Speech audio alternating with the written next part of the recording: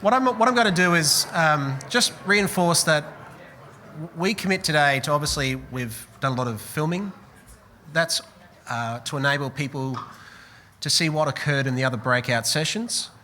We're also going to make available all the presentations all the slides.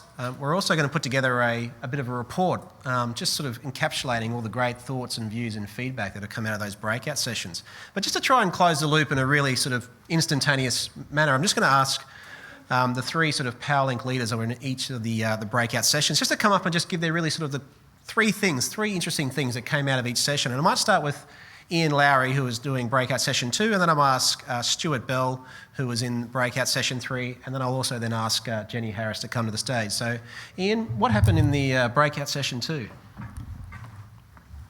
Thanks, Jared. An incredible amount of conversations what happened in session 2. It was practically unstoppable in some of the groups in terms of all the ideas flowing out. What we were talking about, as was alluded to in the main presentation, was a scenario around how we might reconfigure or retire transmission line assets in the Greater Brisbane area and what those sort of trade-offs would be in terms of the cost and reliability of supply, and trying to get as much feedback from people about their thoughts and views on that. I think it went particularly well. The three key takeaways that I think we got from that, number one, you've got to have an eye to the long term in this area, that your 10-year forecast may be one thing, but population and growth being what it is, we need to think carefully about decisions over the longer term in terms of potentially retiring assets or reconfiguring network in an area like Greater Brisbane. The second one, takeaway point, was a caution from people with experience across various parts of the industry on easements and the future use and value of easements in particularly built-up areas. Not to say that we shouldn't retire if that was the right thing to do, but we should also think about how we can innovate to make sure we can maintain at a low cost into the future for those assets that, while they may not have as much enduring need, they do provide some benefits.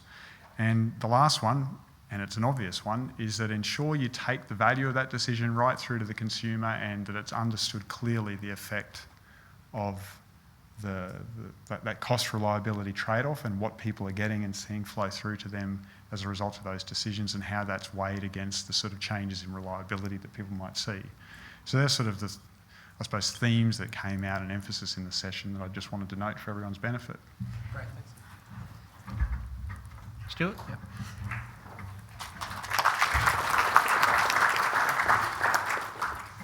So in session 3, we spent a bit of time looking at the demand energy model in more detail, and then the assumptions we'd made in the new technology space. And there was lots and lots of energy in the energy forecasting forum. There was butcher's paper going everywhere, there was pens, and there was lots of ideas being put down. Then they summarised their 3, and there was lots of great ideas came out with some very common themes. So the top 3 that came out of that.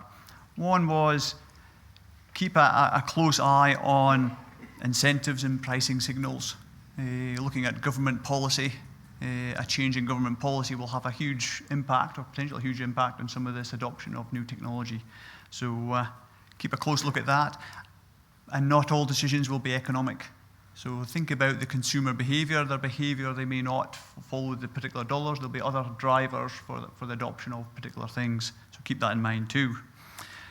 The other one was, yep, you've identified the new and emerging technologies today, but what other new and emerging technologies are just around the corner? So don't think you've got them all. The world is changing. There's more technology coming towards us. So watch others, look overseas, don't just keep thinking about Australia. Germany was mentioned, saying, well, look at the challenges they've got. What can we learn from them? And keep engaging with industry and government so we understand where people are heading. And the third part was looking at the actual models itself and says, well, you showed one central direction or forecast, but perhaps you should have a number of outlooks. And potentially even over different time frames as well, and says, yep, we're more certain the first few years versus the next few years and the years after. So that was certainly an interesting thing that I took out of it. Oh, I hadn't thought of that before, so which is excellent. So I'd like to thank everybody who was in session 3 for their contribution, and yeah, and I'll look forward to doing it again.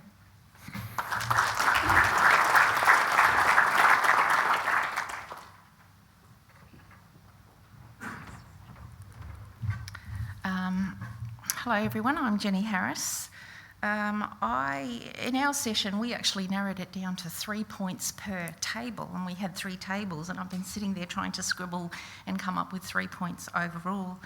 So, in particular, one area where we actually discussed across both CapEx forecasting, OpEx forecasting, and WACC was trade-offs, and for a time there I actually thought we were in session 2. There was a fair bit of discussion about trade-offs, including in relation to, for CapEx, considering network support, in relation to OpEx, assessing risk and when developing the OpEx forecast, and also in relation to WACC, actually advising consumers early in the process what our WACC might actually be, and to allow them to understand and consider for this value of WACC what your price impact might be. So trade-offs came across all 3 tables.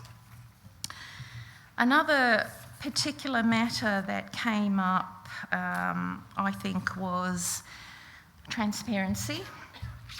So transparency, I clearly couldn't sit at all the tables all the time, but transparency was something that particularly came through in the OpEx space.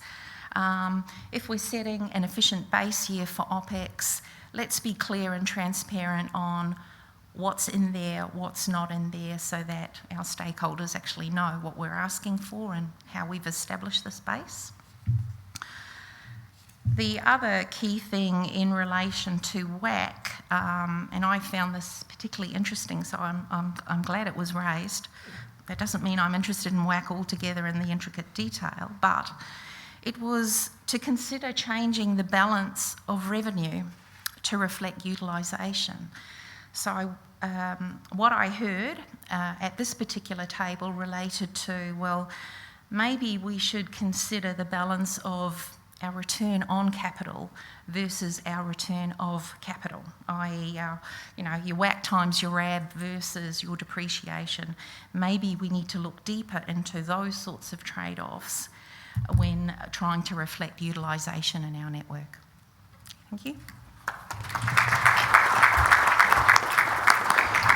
So, some great feedback received, and I just have one more favour to ask before I hand over to Merrin, is that we just want one more bit of feedback from you.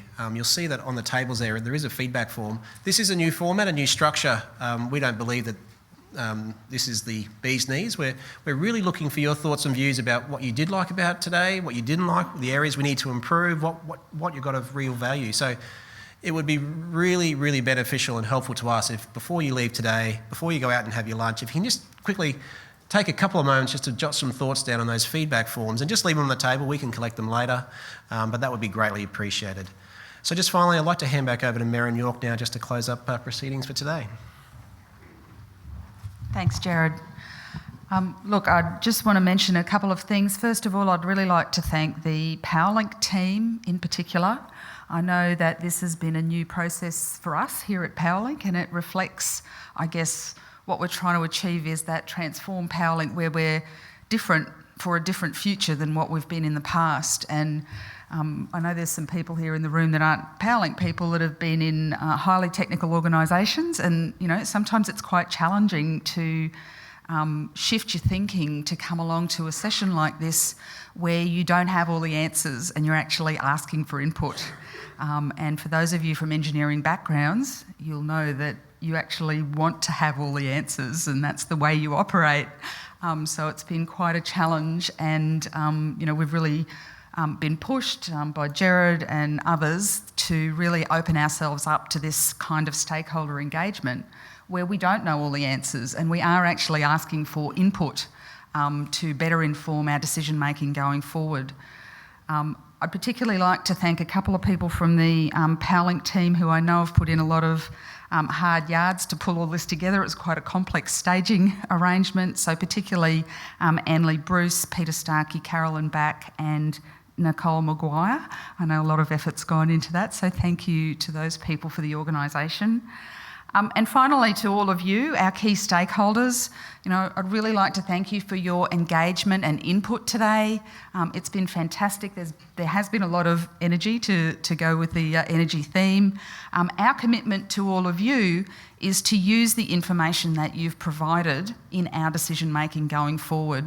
And I hope that at some point, you'll all be able to see, or some of you at least will be able to see something that PowerLink decides in the future, which is actually directly related to input that you've provided either here today or through other stakeholder engagement that we will actually undertake on a continuing basis going forward. So thank you everyone for your input, and enjoy some lunch outside and some further opportunity to chat amongst your colleagues and other interested stakeholders. Thank you.